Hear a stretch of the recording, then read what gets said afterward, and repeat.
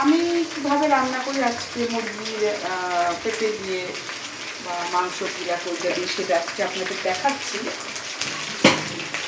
এভাবে রান্না করে একটু টেস্ট হয়। আগে হালকা করে আমি বেশি গাঢ় ভাজা দিব না, কারণ হচ্ছে গিয়ে তরকারি ঘন হয় না। হ্যাঁ, আচ্ছা, এই হচ্ছে আমার পেঁপে আলু, বিসমিল্লাহ।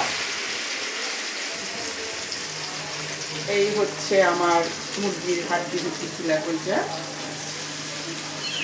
এটা কিন্তু আপনারা লাউ দিয়েও খেতে পারবেন বা পেঁপে দিয়েও খাওয়া যায়।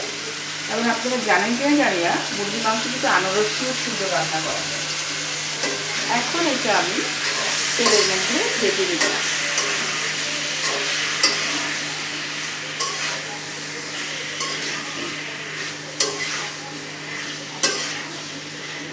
এটা আমি অনেকক্ষণ ভাজবো, কিন্তু আপনাদেরকে দেখানোর জন্য আজকে আমি চালটা বাড়িয়ে দিচ্ছি।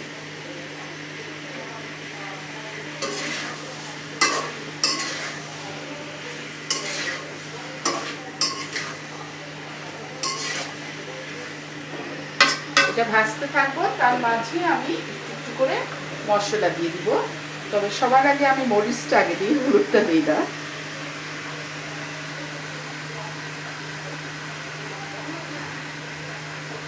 পেঁপেটা যেহেতু একটু মিষ্টি মিষ্টি থাকে, যে কোনো কাঁচা পেঁপে একটু মিষ্টি থাকে, সে কারণে একটু মরিচের গুঁড়াটা বেশি দিলাম। এখন দেব হচ্ছে আমি হলুদের গুঁড়া। আমি একটু হলুদ খাই বেশি, আমার হলুদের রংটা খুব ভালো লাগে।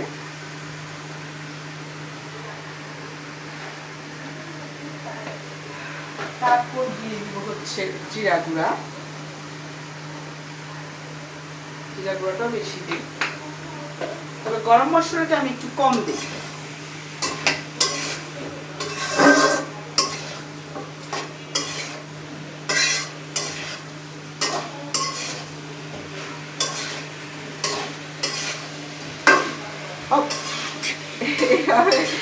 নাড়তে নাড়তে আমি দেখতে পারবেন যে রসালোটা বের হয়ে যাবে ভিতর থেকে।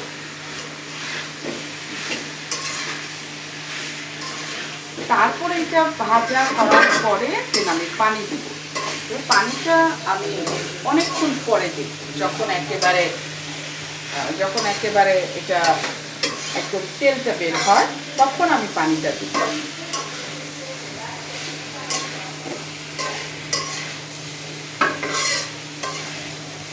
এটা নাড়ছি, কারণ হচ্ছে নাড়লে কিন্তু মশলাটা অনেকখানি মিশে যায়। কি হয়েছে তুমি রান্না দেখতে? আমার টুনি আজান দিয়েছে একটা, সে কারণে সে খাওয়ার জন্য চলে এসেছে। এতটা টাইম মেনটেন টুনি, একটা বাজলে সে চলে আসে।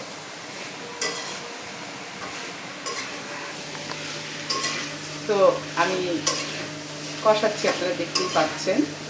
এভাবে দেখেন তেলটা কিন্তু বের হয়েছে, ঠিক আছে? তেলটা বেরিয়েছে। এটা কিছুক্ষণ কড়াইতে রাখার পরে আমি পানিটা দিয়ে দিব, কারণ এই মাংসটা কিন্তু খুব ঝোল হবে না, মাখা মাখা হবে। পেঁপে দিয়ে মুরগির যেটা আলু, পেঁপে দিয়ে আলু। হ্যাঁ, আমি পেঁয়াজের ভিতরে আপনাদের বলে দিই, আমি কিন্তু এলাচ দিয়েছি দুটো, দারচিনি দিয়েছি একটা অর্ধেক, তার সাথে আমি দিয়েছি লবণ এবং আদা বাটা। আদা বাটা দেওয়ার পরে আমি পেঁপে এবং আলুটা ছেড়ে দিয়েছি। ছেড়ে দেওয়ার পরে ওটা তেলের মধ্যে কিছুক্ষণ ভাজার পরে তারপরে আমি এই অবস্থায় মশলাগুলো দিয়েছি, অ্যাড করেছি। এখন হচ্ছে যে আমার পানি দেওয়ার সময়টা এগিয়েছে।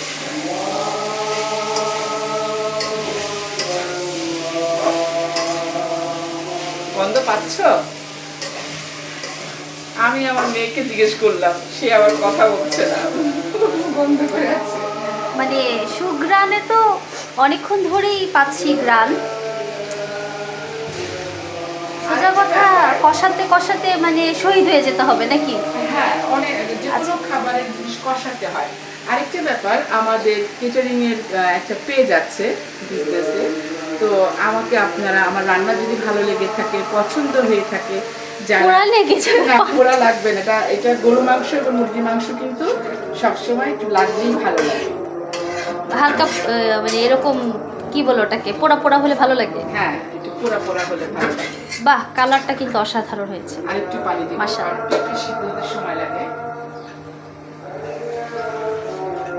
তো আমাকে চাইলে আমার হাতের রান্না যদি আপনাদের ভালো লেগে থাকে আমাদের পেজে আপনারা নক করতে পারেন। পেজটার বলে দাও। আমাদের পেজের নাম হচ্ছে KK কেটারার্স, এবং আপনারা যে কোনো বাঙালিয়ানা খাবার, ভর্তা, পিঠা, ফ্রোজেন ফুড কিংবা চাইনিজ, থাই, যে কোনো কন্টিনেন্টাল থেকে শুরু করে দেশীয় সকল খাবার, ভাত ভর্তা থেকে শুরু করে পোলাও, চিকেন রোস্ট সব কিছু আপনারা পাবেন। এই যে আঁচটা এখন মনে হয় বাড়িয়ে দিল, এবং ঢাকনাটা দিয়ে ঢাকনাটা দিয়ে ঢেকে দিল, এবং এই যে বিল্লু মহারানী এখানে এসে খুব, এই যে আমার টুনি, এই খুব, হচ্ছে আমার টুনি। হ্যাঁ উনি খুব ইয়ে করছে। ওর ক্ষুধা লেগেছে তাই না মা? হ্যাঁ ওনার ক্ষুধা লেগেছে। তো আমি আরেকবার একটু দেখি, আমার আসলে মাশাআল্লাহ কালারটা এত ভালো লেগেছে, দেখার মতো একটা কালার। তো এরকম রেগুলার খাবার আপনারা আমাদের KK কেটারার্সে অর্ডার করতে পারেন, এবং ইনশাআল্লাহ। সবচেয়ে বড় কথা হচ্ছে একেবারে ঘরোয়াভাবেই সব কিছু করা হয়। এবং তো স্বাস্থ্যকর হবে। হ্যাঁ অবশ্যই স্বাস্থ্যকর হবে, কারণ আমি পরিষ্কারের দিক থেকে খুব সচেতন। হ্যাঁ। এবং আজকে এই ভিডিওটা আমরা এখানেই শেষ করছি। সবাই আল্লাহ ভালো হাফেজ। থাকবেন। আল্লাহ হাফেজ, আসসালামু আলাইকুম।